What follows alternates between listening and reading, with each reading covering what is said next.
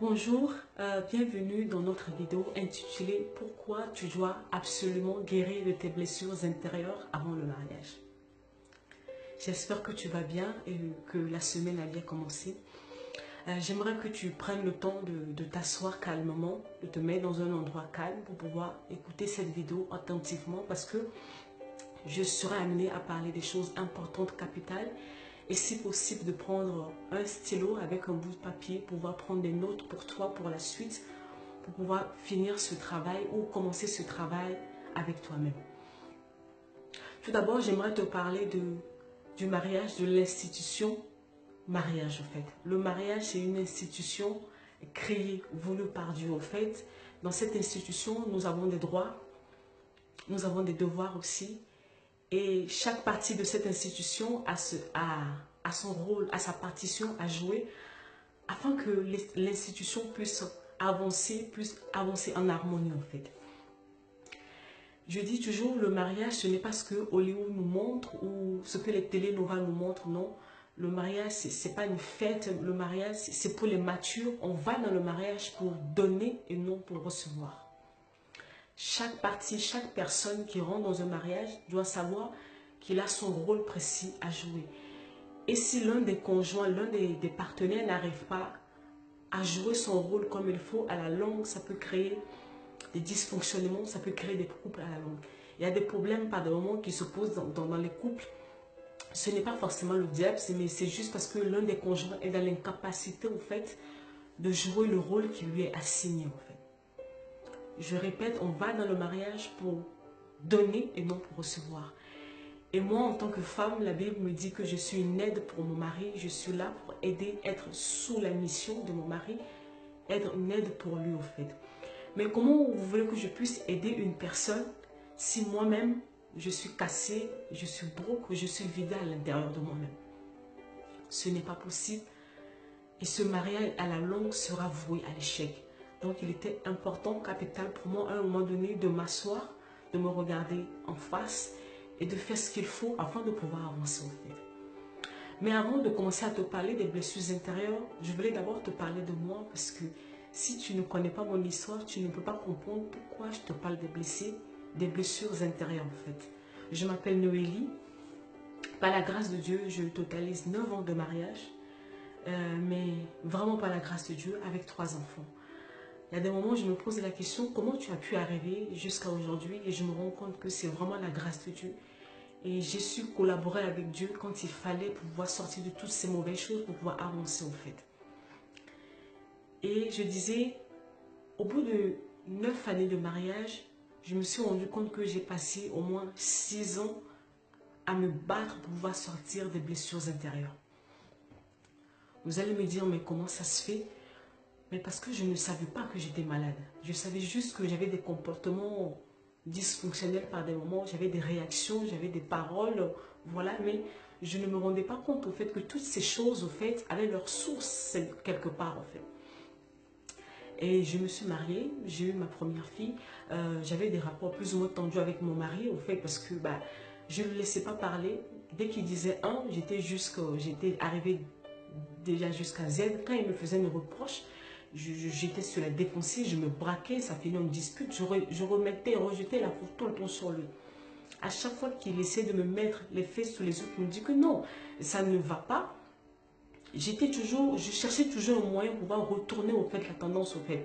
Et j'avais tendance à me mettre souvent en colère. Donc, il y a des moments, ça m'arrivait quand j'étais en colère, je pouvais, tout ce que j'ai trouvé sur la main, je pouvais les balancer.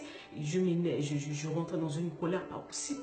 Ou soit, j'étais triste, j'étais une personne lunatique. C'est-à-dire que je me réveille, il est 8 h du matin, je suis contente. À 8 h 05, je rentrais soit dans une colère pas possible, ou je rentrais dans une tristesse sans nom en fait.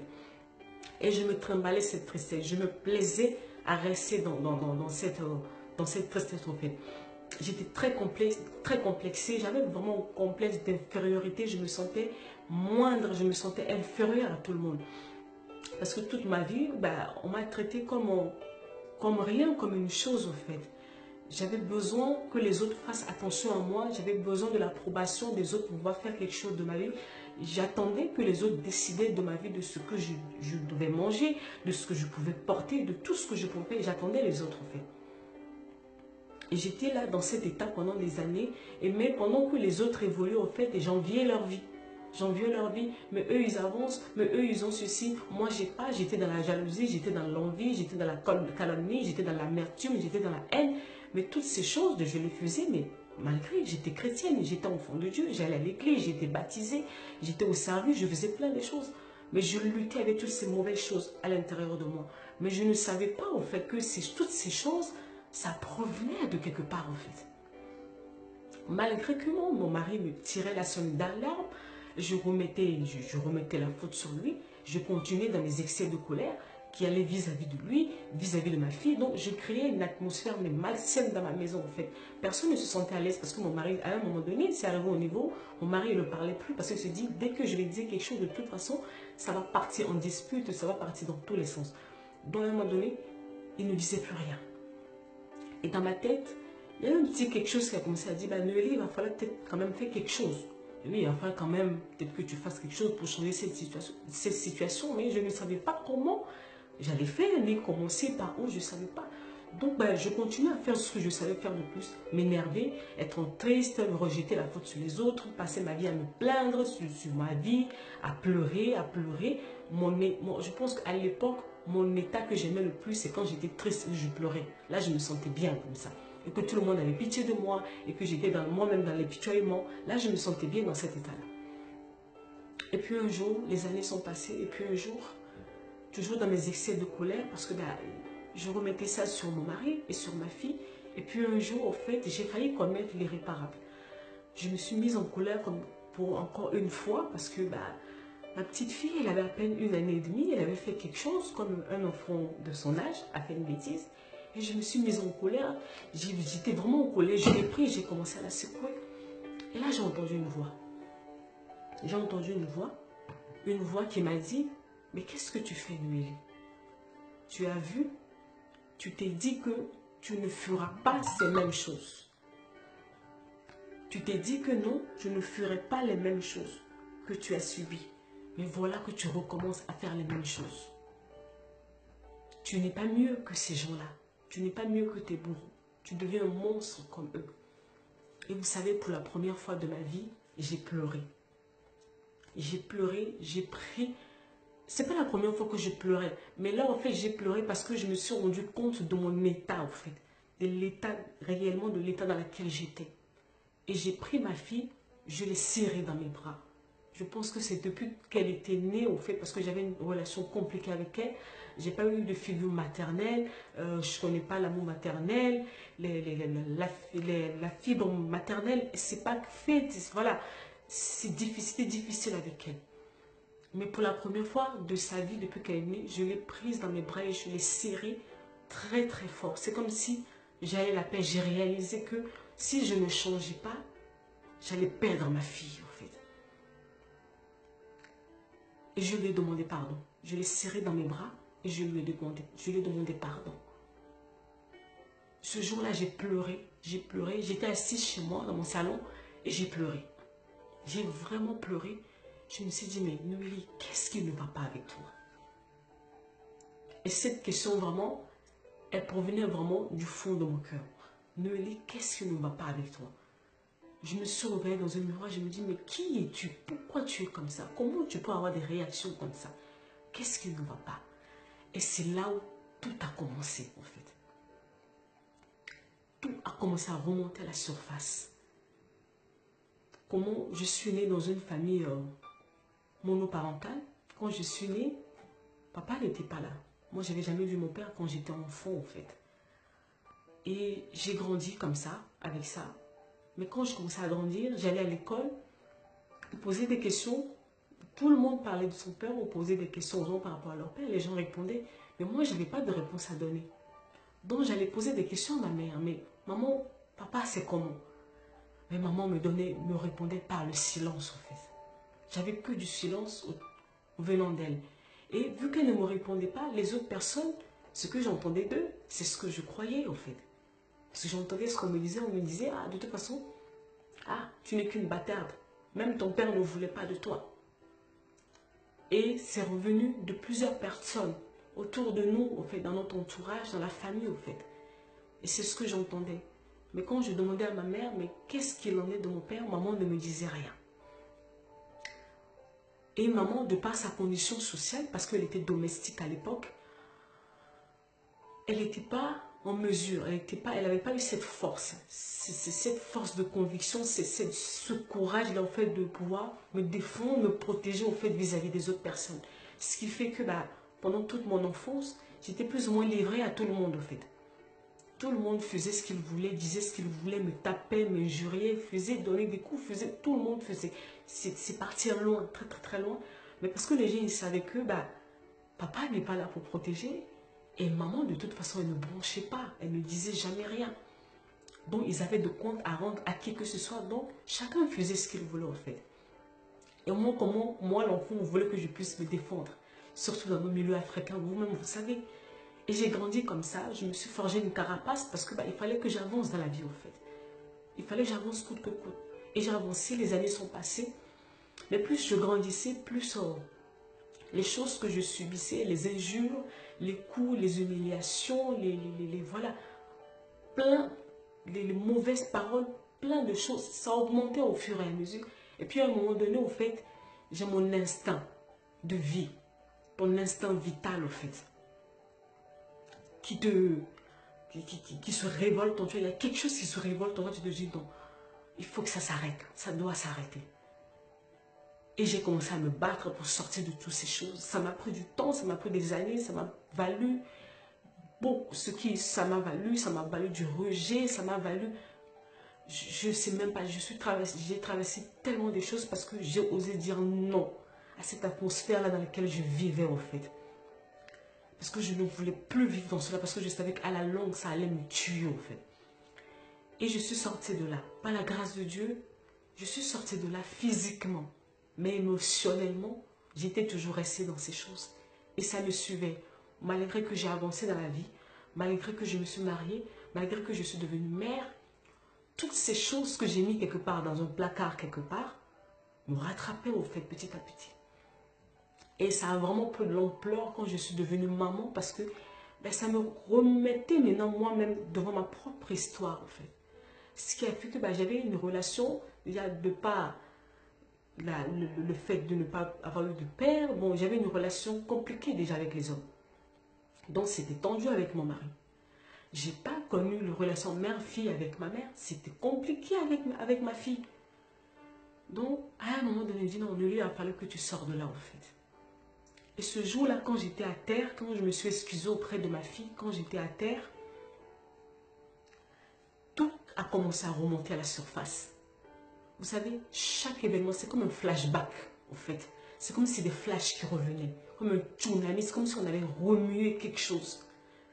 Et tout remontait à la surface. Ça remontait, ça remontait, ça remontait. C'était tellement difficile, c'était tellement lourd. Je pleurais. Donc, je criais tellement, j'avais mal, j'avais comme l'impression qu'on avait mis un couteau, on avait mis quelque chose sur mon corps, tellement mon cœur saignait. J'avais mal, je pleurais. Mais je ne me suis pas arrêtée à ce stade de pleurer au fait. Parce que oui, pleurer c'est bien. Mais après, qu'est-ce qu'on fait? Il a fallu que j'accepte les faits, qu'on m'ait blessé, qu'on m'a fait du mal. Que les personnes qui étaient censées me protéger, les personnes qui sont censées prendre soin de moi, c'était les premiers à me rejeter, c'était les premiers à me faire du mal, à me livrer, à m'humilier, à m'injurer, à faire tout ce qu'ils voulaient en fait. Ça, je devais l'accepter. Mais accepter aussi que toutes ces choses, ce n'est pas ma finalité, en fin de compte. Il n'y a que moi-même qui accepte de rester dans cette prison-là. Parce que ce qui est passé, je dis que le passé est passé. On ne peut plus changer le passé. Ce qui est fait, c'est fait. On accepte le passé pour pouvoir avancer. J'ai accepté les faits. Je me suis pardonnée à moi-même pour toutes ces années dans lesquelles je suis restée dans cet apitoiement, dans toutes ces années dans lesquelles je me suis fait du mal moi-même pour les choses que les autres personnes m'ont fait. Toutes ces années pendant lesquelles je me suis brimée moi-même parce que les autres m'ont fait du mal. J'ai fait un travail pour me pardonner à moi-même. Après ce travail de se pardonner à soi-même, décidé de pardonner aux autres. Parce que ce n'était pas par envie, non, parce que la douleur était trop forte. Mais décider de le pardonner. Quand tu décides de pardonner aux personnes qui t'ont fait du mal, c'est pas parce que tu renies la chose ou que la chose n'a pas existé, non. Quand tu décides de pardonner, c'est parce que tu acceptes que ces choses n'aient plus d'emprise sur toi. Tu acceptes de lâcher tous ces bagages-là, en fait. Tu acceptes de lâcher ce poids. Tu acceptes de libérer toutes ces personnes de ton cœur. Pour pouvoir te sentir léger pour avancer dans la vie. Parce que vous savez, toutes ces choses qu'on a pu vivre, c'est comme si des poids que l'on avait sur nous, en fait. Et ça te rumine. Parce que moi, j'étais arrivé à un niveau où j'avais des migraines, j'avais des fortes migraines tout le temps. J'avais des problèmes d'estomac. Tellement je me faisais du mal à ruminer, à ressasser les mêmes choses. J'ai décidé de pardonner à ces personnes-là. Mais c'est un processus qui prend du temps. Il faut être patient avec soi-même. Tu dois être patient avec toi-même. Parce que les hommes, ils ont pris des années pour te casser. Dieu aussi, il a besoin du temps pour te remettre sur pied.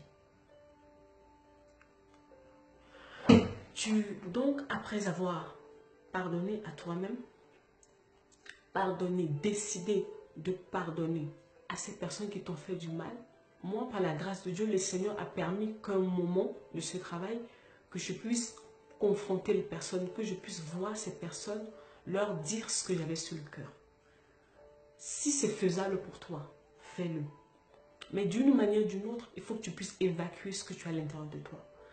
Au-delà que j'ai pu rencontrer ces personnes, au fait pour parler avec eux, le Seigneur a permis que je puisse repartir sur les lieux où les événements se sont passés pour pouvoir me rendre compte que non, je ne suis plus dans ce passé. Les choses, toutes ces choses sont déjà finies.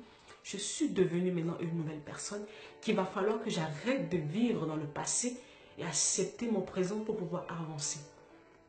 Tel est mon cas, c'est comme ça que le Seigneur a permis, mais ce n'est pas forcément le cas pour tout le monde. Et puis, il faut que tu trouves une personne de confiance. Une personne de confiance vraiment sur laquelle une personne que l'Esprit de Dieu t'inspire en fait. Pas une personne qui parle beaucoup, qui va aller répéter les histoires ailleurs ou qui va utiliser ces histoires contre toi plus tard, non. Moi, dans mon cas, ça a été mon mari. Ça a été mon mari qui a joué ce rôle. Il a été là, il a été patient, il a écouté, il a prié pour moi. Il a joué le rôle de pasteur. Il a joué le rôle de psychanalyste en fait. Vous allez me dire dans toutes ces choses, mais pourquoi ne pas aller voir un psy? Je dirais pourquoi pas. Mais selon moi, je dis selon moi, un psy est limité. Le psychologue, il va te traiter à la surface. Et à un moment donné, tu peux rechuter en fait. Alors qu'avec Dieu, Dieu va à la source du mal. Vous savez, la personne qui t'a créé, c'est Dieu. Et c'est la forme qu'il t'avait donnée dès le départ, même si l'ennemi a voulu passer par là, faire des choses pour te casser, pour te détruire. Lui seul connaît la forme qu'il te faut en fait. Il va à la source du problème et puis il enlève cela. Alors que le psychologue n'a pas ce pouvoir-là, d'aller à la source pour enlever le mal en fait. Non, il n'a pas ce pouvoir-là de le faire. Et puis il y a un deuxième aspect de la chose. Quand une blessure intérieure reste trop longtemps, ça peut devenir une porte que l'ennemi utilisera pour te détruire et détruire les personnes qui sont autour de toi, les gens que tu aimes. Mais malgré toi, tu les détruiras. C'est pour cela souvent on dit, une personne blessée blessera. Ces choses que tu ne traites pas aujourd'hui, sois-en sûr qu'à un moment donné, l'ennemi va les utiliser pour faire du mal autour de toi. Malgré ta propre bonne volonté. Avoir de la volonté pour dire que je ne vais plus retomber dans ces choses, ce n'est pas suffisant. Il faut faire un travail sur soi en fait. Et ce travail passe souvent par le pardon. Et après le pardon, il faut s'exposer à la parole de Dieu. J'avais entendu les hommes parler de moi, dire ce qu'ils avaient à dire, et j'avais basé ma vie sur cela. Je pensais que ce que les hommes disaient, c'était ça, la vraie vérité. Alors que non. Dans ce processus de guérison, j'ai appris à m'exposer à la parole de Dieu. Et j'ai appris à savoir ce que la parole de Dieu, ce que Dieu disait de moi en fait. Et j'ai appris que non, ce que j'ai pu vivre, ou ce que je vis, ou ce que les hommes disent, ne dépend pas. C'est pas ça qui fait ma valeur. C'est pas ça qui détermine qui je suis ou qui je serai dans le futur. C'est ce que Dieu dit. En m'exposant à la parole de Dieu, j'ai appris à connaître ce que Dieu avait prévu pour ma vie. Et c'était des plans de bonheur et non de malheur. En m'exposant à la parole de Dieu, j'ai découvert que Dieu m'a tellement aimé, qu'il m'a aimé le premier, même avant mes parents. Il m'a aimé le premier. Il savait que j'allais arriver. Il savait que toutes ces choses vont arriver. Mais il m'a dit qu'il m'a aimé. Et que, par-dessus tout, s'il y avait une chose qui m'a vraiment sorti de ce gouffre, parce que je sentais une culpabilité, une condamnation tellement sur ma vie, au-delà avec toutes les paroles reçues. Le jour où j'ai saisi cette parole qui dit « Voici, il n'y a plus de condamnation pour ceux qui sont en Christ. » Voici, il n'y a plus de condamnation pour ceux qui sont en Christ. Quand tu es en Christ, tout ce que la famille a pu dire, tout ce que l'entourage a pu dire, tout ce que les amis ont pu dire, tout ce que n'importe qui sur cette terre ont pu dire, ça a été effacé par le sang de Jésus. Le sang de Jésus a tout effacé. Il a remis le compteur à zéro. J'ai appris à construire ma vie sur ce que la parole de Dieu me disait et non sur ce que j'avais entendu des hommes. Parce que j'ai compris que ce que les hommes disaient, c'était des mensonges. Parce que ce que les hommes me disaient était des mensonges. Ce que les hommes ont fait pour pouvoir me casser, ils l'ont fait. Ils avaient leur raison. Peut-être qu'eux-mêmes, ils ne véhiculent que ce qu'eux-mêmes, ils ont reçu au fait. On dit souvent que les gens, tu ne donnes que ce que tu reçois. Les gens m'ont donné ce qu'eux, ils ont reçu. Mais moi, je ne peux pas me baser sur cette vérité pour construire ma vie. Sinon, je vais refaire la même chose en fait. Il a fallu un renouvellement de la pensée, il a fallu un métanoïa, il a fallu vraiment un shiftage de pensée en fait. Il a fallu que je réapprenne à réfléchir, à penser autrement, à me voir autrement, à m'aimer parce que Dieu m'aime, parce que j'ai de la valeur aux yeux de Dieu. À ne plus baser ma vie selon le regard des hommes, mais selon le regard de Dieu. C'est ça au fait qui te sauve.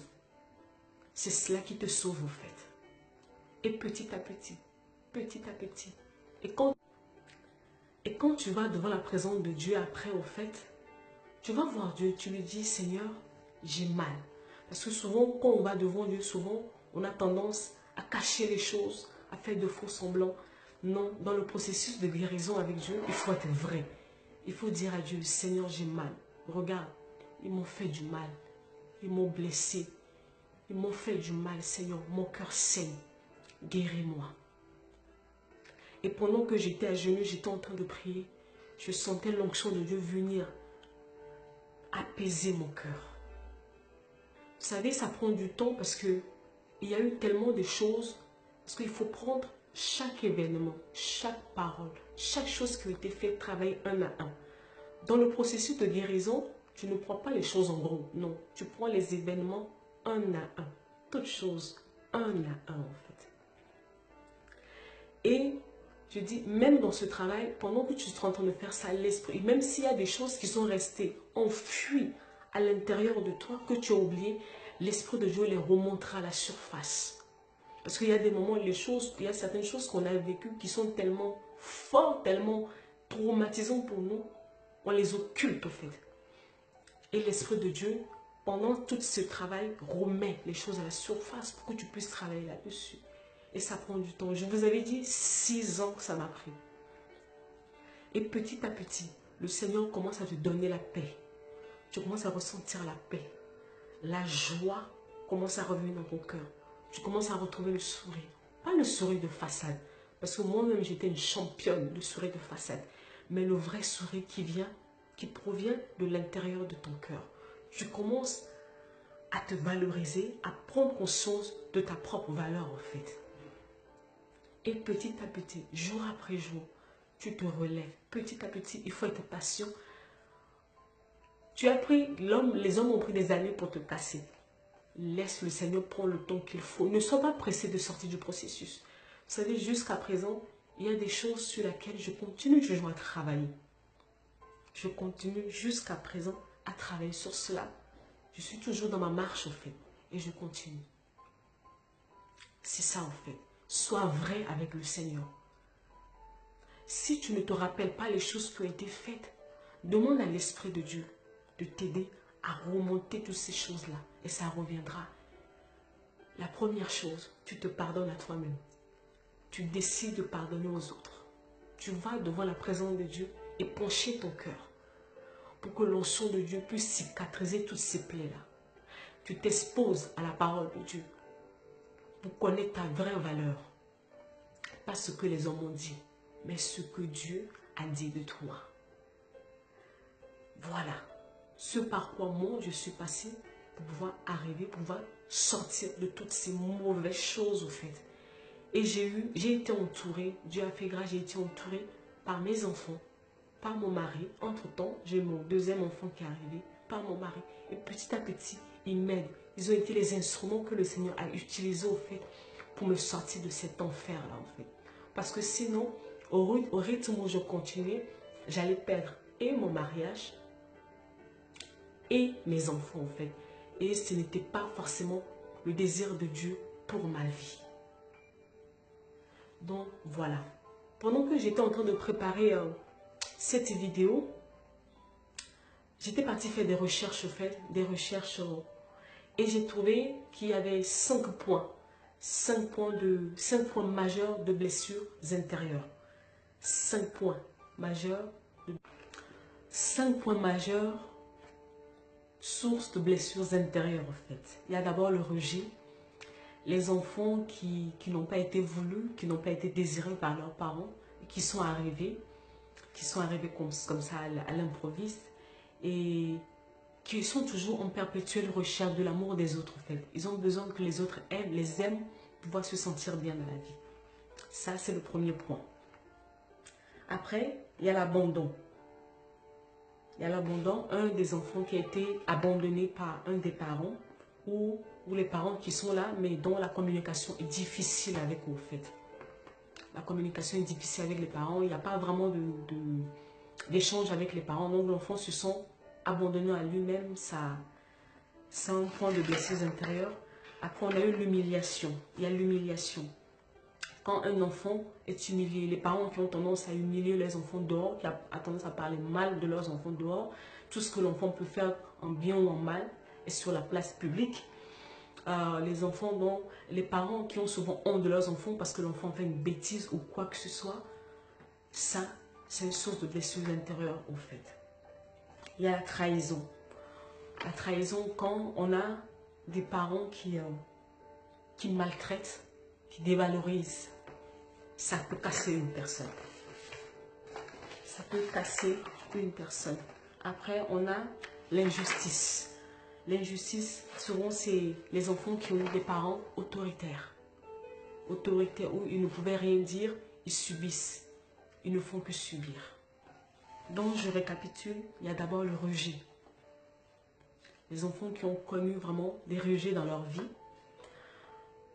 L'abandon, l'humiliation, la trahison et l'injustice. Maintenant, il faut trouver tu es dans quelle catégorie. Pour que la vidéo ne soit pas trop longue, je pense que je reviendrai un autre jour pour développer ces 5 points majeurs qui peuvent être source de blessures intérieures en fait. Je le referai, je prendrai le temps d'en parler calmement dans une autre vidéo, dans un direct, pour t'aider au fait vraiment à savoir là où tu en es en fait. Parce que souvent on fait des choses mais on ne se rend pas compte. Ce n'est pas anodin ce que je suis en train de faire et il s'est passé quelque chose en fait. Il s'est passé quelque chose. Soit tu as connu le rejet, ou tu dis l'injustice, la trahison, l'humiliation ou l'abandon. Tu es où? Sois honnête avec toi-même. Le processus de guérison commence déjà quand tu commences à être honnête avec toi-même. C'est de cela que je voulais te parler ce matin, que c'est extrêmement capital pour toi en fait. Si tu te retrouves dans toutes ces mauvaises choses, quand tu es déjà marié, tu as un problème. Réveille-toi, fais un travail sur toi. Ou si tu n'es pas encore marié, mais que tu te retrouves dans toutes ces choses, il y a un souci qui est là, lève-toi et commence à travailler sur cela. Que Dieu te bénisse. Je te souhaite une bonne journée. C'était ta sœur Noélie.